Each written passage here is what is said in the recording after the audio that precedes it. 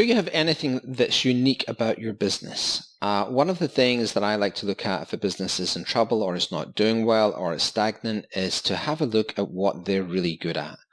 So for example, you might have a copy team, and what the niche that you're in right now is not doing well, and it's obvious that that's dying for whatever reason, then you could reinvent yourself with that copy team. If that is the thing that you're very good at, if that is your superpower. And it could be the same for just general creativity. Maybe you have an agency and you're super creative but not very good at execution. There's lots of things, offshoots that you could do as an agency just being creative. Maybe you have a manufacturing company and your sales are not that great, but have you ever considered licensing what you do? If you have a superpower, if you're very good at something that you do, maybe you should license that. Maybe you're being restricted in growth because you're not too sure how to get out of the geographical area that you're in. Licensing could be one way to do that.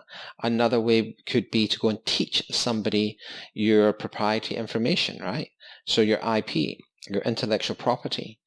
Maybe you haven't thought about all the ways that you can actually maximize what you do.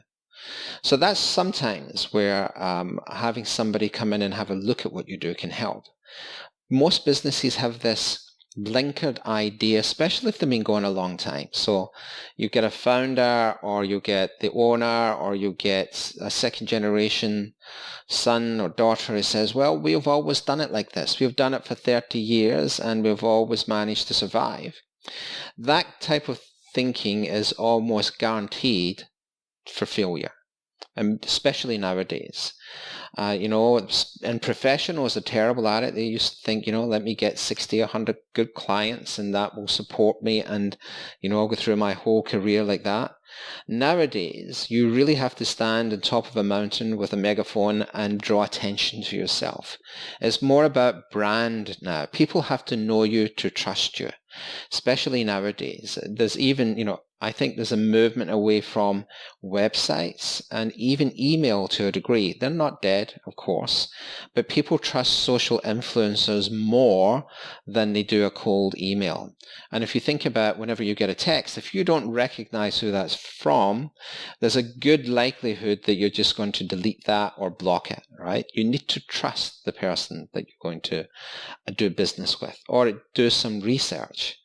So that's where, sitting down and really thinking about what the future looks like for your business and what is the end goal? What are you trying to achieve? Sometimes I've looked at businesses where the key person has died or the key person has left. And the reality is they're living on vapors. There's nothing there. 6 months from now, a year down the line, that business won't really exist unless they make a dramatic pivot to make it profitable. If you like these tips, don't forget to subscribe and give me some feedback, or you can reach me at markmcrae.com. Thanks for listening.